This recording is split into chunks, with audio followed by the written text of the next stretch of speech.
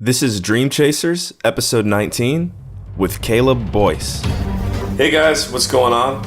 I'm Adam Carswell, and welcome to Dream Chasers, Interviews with the Future. On Dream Chasers, we interview individuals with supernatural amounts of potential based on early success in their careers. Thank you for tuning in. Now let's get straight to the interview. Hey guys, this is Adam Carswell, and today I'm joined by Caleb Boyce. Caleb is an operations director at a telecommunications infrastructure firm based out of New York City. Caleb is originally from Kansas City, Missouri. During his middle school and high school years, actually lived in Cleveland, Ohio, which is how we're connected. And now he lives in New York City, Midtown, West Manhattan, to be specific. So Caleb, thanks for being on the show. And do you have any opening remarks for our listeners?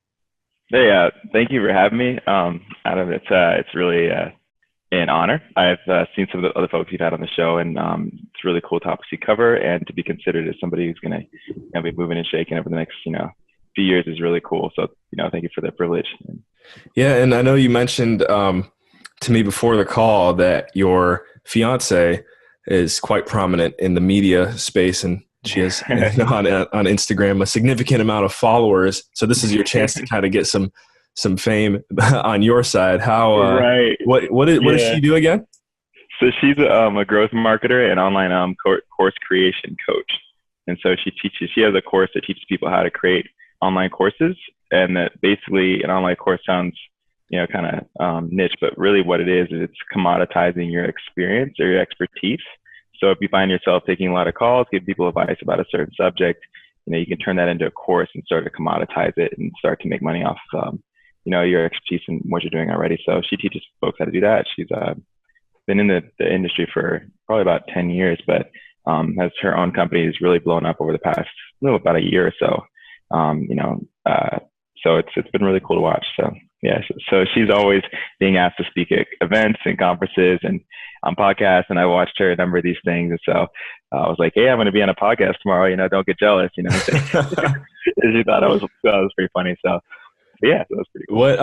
What was her name? Is there a way you can give her a plug? Can we follow her on Instagram? Yeah, absolutely. Yeah, she's on Instagram at Danielle Leslie, Leslie. Okay, is Danielle Danielle? Yeah, that's right. Yep, Danielle Leslie, and also at danielleleslie.com. And so you can find her there and find her product. So it's a plug. She's definitely a huge inspiration for me. Having been we've been together, we got engaged about a little less than a year ago, been together for about 5 years. And so, having seen her really focus and work on this business and, to see it grow so quickly over the past year, it's been really inspiring and exciting. So it's been great. Right. Yeah. She's a dream chaser too. Yes, sir. So how long have you been in operations management? Formally, maybe the past 5 years or so, but informally for probably since I was in college. I worked in consulting right out of college, and then in college I was an aquatics director for a small gym in downtown DC. Mm-hmm. And so then I started as a lifeguard there and became aquatic director because the operations were just needed a lot of work. So I guess I kind of got involved at that level. I've been doing that for, yeah. You just brought it to my attention. I do want to kind of retrace your footprint because I know I mentioned Kansas City, I mentioned Cleveland, I mentioned New York City, but there's some other major cities that you lived in and that you worked in prior, outside of those three. So can you give also a brief background on one, I guess, how old you are now and where you've been? Sure. So I'll be 33 in December. So I'm 32 right now. I grew up in Kansas City, lived in Cleveland, Ohio, Shaker Heights, represent, graduated Shaker Heights High School. You and Scott Mescudi. Yeah, right, exactly. Yeah, young Scott, right? And then I went to DC and went to school in DC at Howard University. Shout out to the HU, the real HU. Was there for 4 years. Worked in DC and out of DC for 4 years after that at a consulting firm called Accenture, and had a number of clients that were in town, a number of clients that were out of town. So that included Bentonville and Houston and New York. And Minneapolis were some cities that I was living in for a while for work. And then after that, I went to do my own consulting. And so I was in DC for a little less than a year and had a couple of my new clients for my own consulting practice were based in the Bay Area. So I had wanted to kind of head out there anyway. So I picked up everything I had and moved to the Bay Area, you know, on a hope and a dream kind of thing. And was out there for 5 years and then just moved to New York City, kind of back to New York City in a way, about 2 months ago. Yeah, full. You got the East Coast, you got the West Coast, you got the Midwest. Right. A little bit of everything. Full American experience. Yes, sir. Yeah, actually a massive country.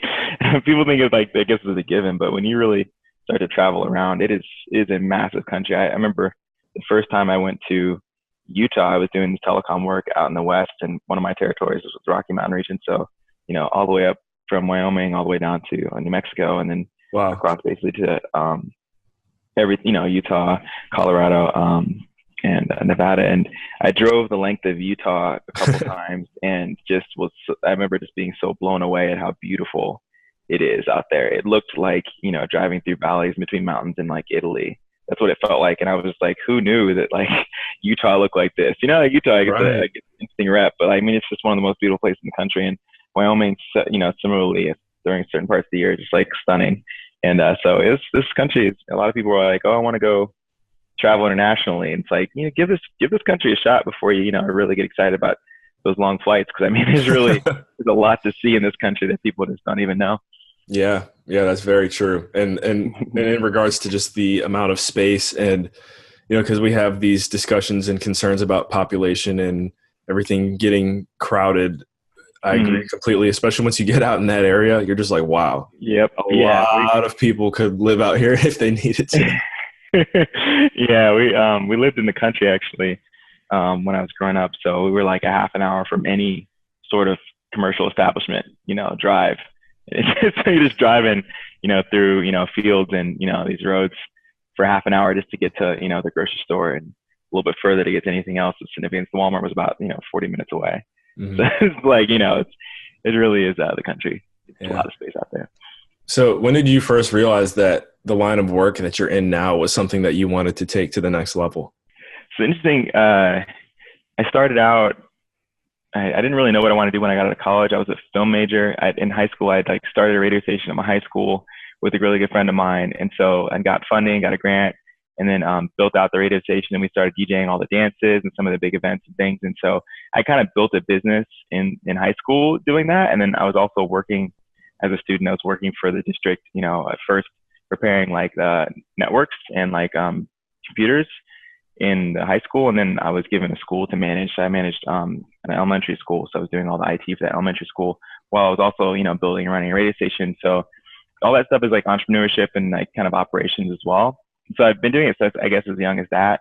In college, I had a radio show in college, but I was mostly kind of bouncing around with different majors.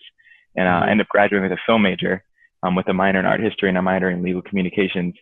And then I, took a job at a consulting firm. And how I got interested in consulting was I was working at as I mentioned before, as aquatics director. I was a lifeguard, and the management changed up, and there's a lot of things that need to be fixed and improved that I had seen just being there every day. And so I put together a memo, like basically a letter, and made sure all the other lifeguards that I worked with thought it was okay, and see if I missed anything really, and gave it to the new management. And then they were like, super impressed, and they had brought me into their headquarters office and, had me present it to them, to the founder of the company and the CEO, whatever. And then they, one of the roles I had was like, we need an aquatics manager, aquatics director. And they're like, all right, you're going to take that role. And so I was like, oh, that was cool. I wasn't expecting anything like that. I was just trying to make my life a little easier and make my job a little more, a little easier, and I guess a little more, make more sense. And so then I was like, oh, and then so I talked to my aunt, who's my mentor, and also Uncle Rick too. And they were like, yeah, it's pretty much consulting. And I was like, oh, that's what consulting is? It's like, okay. And so I was like, well, maybe I'll go apply to consulting firms. And ironically enough, my second round interview with Accenture, the person interviewing me had actually been at the gym that I used to work at. And so nice. It was really nice. So I got into consulting, and then I realized, okay, like learned process mapping and sort of like the ins and outs of these big projects and big corporations. And I was like, oh, operations is where I want to be at, kind of how things get done, and just understanding how to, optimize like process and optimize, people's approaches to things and tools. And so that's really kind of how I got into operations. I was reading an article, I think HBR article, last week or so about, COOs is one of the hardest positions to describe, because it's really different in every company. but it really has, I mean, it could be a whole range of things, you know, where you got COO acting and doing a lot of CEO functions, and you've got COO doing a lot of, you know, CTO functions. So it really kind of varies. But what I like to do is to, you know, work with companies to drive big change, you know, usually involving process improvement or continuous improvement in some way. So I've been doing that most of my career, whether it was intentional or not, or whether that was what it was called. Pretty much. Yeah. Yeah. And I heard you reference earlier just now, Uncle Rick. So to clarify for the for the listeners, Sorry. that's no, it's fine. It's a good story. So Caleb's Uncle Rick is also how we connected. His uncle played college basketball with my dad. So Mike Carswell and Rick Harris were John Carroll Blue Streaks back in the day, and now their kin are taking it to the next level. So hopefully, if they listen to this, old guys, we thank you for everything you've given us. Absolutely. Yeah, I mean, you talk about the people that got you to where you're at. You know, Rick Harris is certainly one of them. He is just such an generous and, you know, excited sponsor and mentor, and it's certainly been for me, and it's connecting with amazing people and is a significant part of my success. So, you know, absolutely, yeah, definitely glad you mentioned that, because, you know, that's how we get to where we are, right? It's just people like that who are just don't have to but do anyway, and give you a platform which you can, you know, take yourself to the next level.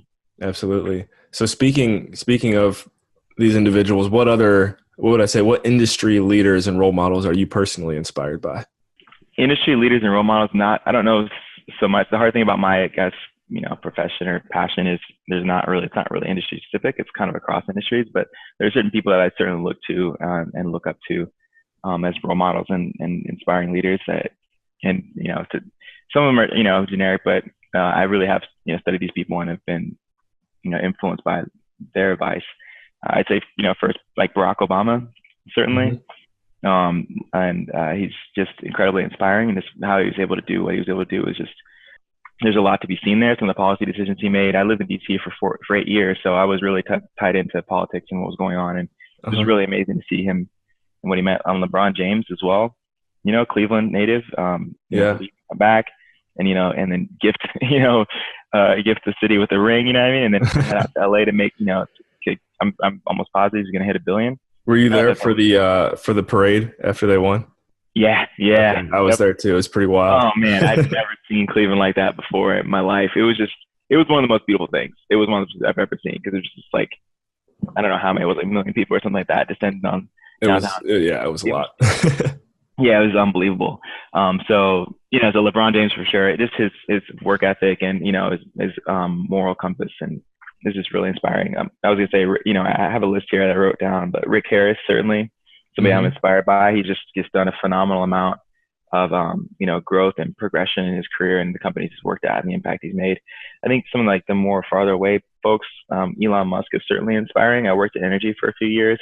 And, you know, just understanding what he's doing and what his vision is, and just how like ambitious it is, and just how important it is just really compelling. So certainly Elon Musk in a lot of ways. Danielle Leslie, you know, my fiance. Nice. It's very inspiring, right? I mean, she does. Yeah, exactly right. It you know, you got to do that, right? Take care of that. But even separately, like really just. Her product really is focused around helping people and making people successful in their business, like as lean as or as quickly as possible. And like just seeing how her approach has really helped people, you know, make money very quickly, and it's really like cut out all the traditional things like, oh, I have to have a website and I got to, you know, go hire somebody to film all my, you know, course videos. And it's like, you know, she really advocates for a much more lean approach to, you know, launching your course and getting revenue in the door. So I just read that book we talked about, you know, before, Scott Galloway, The Four.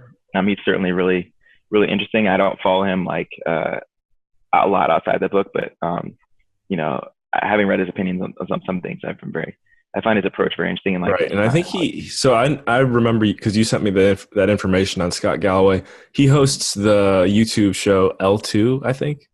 Oh yeah. That sounds familiar. I think a lot of companies he owns. Yeah. He has some pretty cool insights. So anyone listening, check it out. Just Google Scott Galloway. Caleb's talking about his book, but he has just a lot of really good content online. And then, sorry, keep going. Sorry to go with Donald Glover. It's super inspiring. Childish Gambino, just like the way I saw his concert most recently. I'm huge into music. I was in radio and intern at Rolling Stone before I started working at Accenture, and just what he's been able to do as far as cross genre is like super interesting and really really amazing. And then also just his having a career in comedy and acting, and then being able to dance. Like he's just like kind of those Jamie Foxx types who, you know, is able to just do everything and do it well and do it like in a huge way. So it's, you know, Michelle Alexander, I don't know if you've heard of her, but she wrote the book The New Jim Crow, and so she really breaks down like the prison system and like how that came about and how it's, you know, and being implemented for the impacts. And it's like super inspiring as well, because it's a very like candid you know, look at the thing without, you know, being too opinionated one way or the other, but it's really eye-opening. Mm-hmm. Nice. In regards to you throwing your uncle Rick Harris in there as a role model, I know that just on behalf of my dad, Mike Carswell, I know Mike Carswell still to this day will say he can easily take Rick Harris one-on-one. All right, that's good. That's good. I sense a challenge coming. So I got to get that out there. I bet, yeah, that'd be fun to see. That'd be really fun to see. Yeah, Uncle Rick is one of the most competitive people, you know, that I've met, but he's super friendly about it too. Like, he's very driven, and so I imagine he's gonna, you know, be hitting the gym. These guys they're gonna go straight to the YMCA after they listen to this. Right, exactly. Where do you see yourself in 3 years? So I think that as a new father, traveling the world, making contributions to communities initiatives, and, you know, in unique and empowering ways. So I've kind of, you know, been selling my fiance on this idea of like world schooling our children and having them grow up in other countries, and then kind of do pre-teens and teens in the U.S. somewhere, or maybe in another country, but probably U.S. Because I'd rather have my kids have an identity that's not purely American, but American, you know, kind of after the fact, so that they're able to grow up understanding other cultures and understanding that their norms are different. And I have not lived abroad for any significant amount of time as of yet, and so I'd like to do that. I've done a lot of traveling in my life, and then so I see, you know, that plus a lot of like sailing and swimming in the ocean. Like, that's kind of my happy place is sailing and swimming in the ocean. So great. Yeah, I love that, especially with creating that vision and that opportunity for your children. Ultimately, I think that it's a very distinctive lifestyle that they could have that would help them just be successful and have a good life. Yeah. So we're trying to make it work. And again, in the age of the internet, I just can't really imagine why I'd need to send my kid to a public school in the U.S. Right. Just because, just the way that it's kind of shaping out, it's really sort of a norm more than it is a sensible thing to do. You know, it's like, it's a lot of risk involved. So, I mean, yeah. So anyway. Yeah. I do. Okay. No, go ahead. I was gonna say, yeah. So part of the sailing thing, I've been sailing my entire life and super passionate about that. And, you know, taught sailing while I was in DC to adults, and then have taught in San Francisco at Treasure Island Sailing Center, and am a captain in these like trips we do every summer. Like a huge group of Black folks from all over the country get together and do these like large like flotillas on these 50-foot catamarans in Virgin Islands or St. Martin. Or I'm sure you guys turn a lot of heads. Yeah, the locals love it, because they're just like, wait, what? You guys are, you know, where all these Black people come from?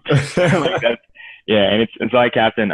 So we usually, instead of hiring local captains, we'll captain ourselves. So there's a group of 6 of us who have a good amount of boating experience, sailing experience. So we'll captain these pretty large cats, and that's kind of like my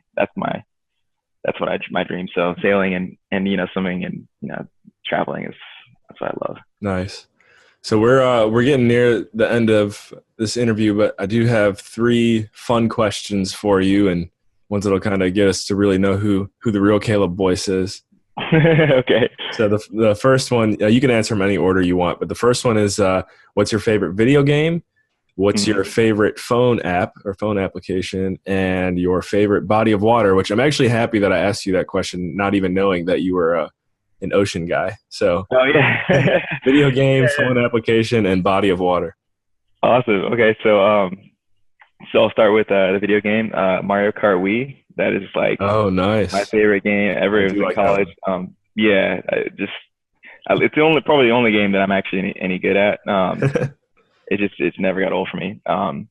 The favorite phone app. So I use the Muse meditation headband and Muse meditation app. And I've really recently in the past year started meditating and, practicing mindfulness and meditation. And it's just like extremely impactful. This app comes with a headband that actually measures your brainwaves while you're meditating. So it coaches you. So as you're, if you're like, you focus on your breath, and then as your mind starts to wander, this ambient sounds will start to change. It'll sound more like clouds or rushing wind. So it kind of helps you to stay focused and stay calm on your breath.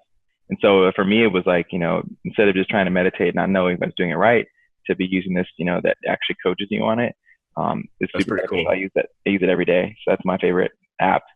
Yeah. And then Body of Water, San Francisco Bay is just like probably my favorite. Just I remember when I first saw it, just, how every like land mass in the bay, it just kind of shoots up out of the water. It's like there's water and there's just like, cliff, and there's, steep hill along the city and Tiburon and Bay Area is just so beautiful. I've recently moved, New York City, and the Hudson River and the harbor are really growing on me as well. We got a nice view from the apartment of that. And so that's starting to grow on me. And then last one, Body of Water, Sea of Abaco, which is like this, it's in Abaco Island, Bahamas. And it's just like this glass, super shallow coral, like sand, formed like sea. It's massive, and it's just really beautiful.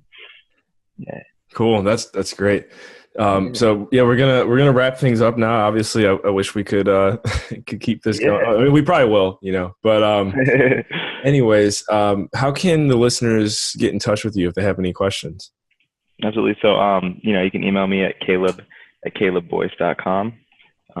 Email there. I'm not as much on other social media platforms as much. I've kind of turned them off because of for the focus thing.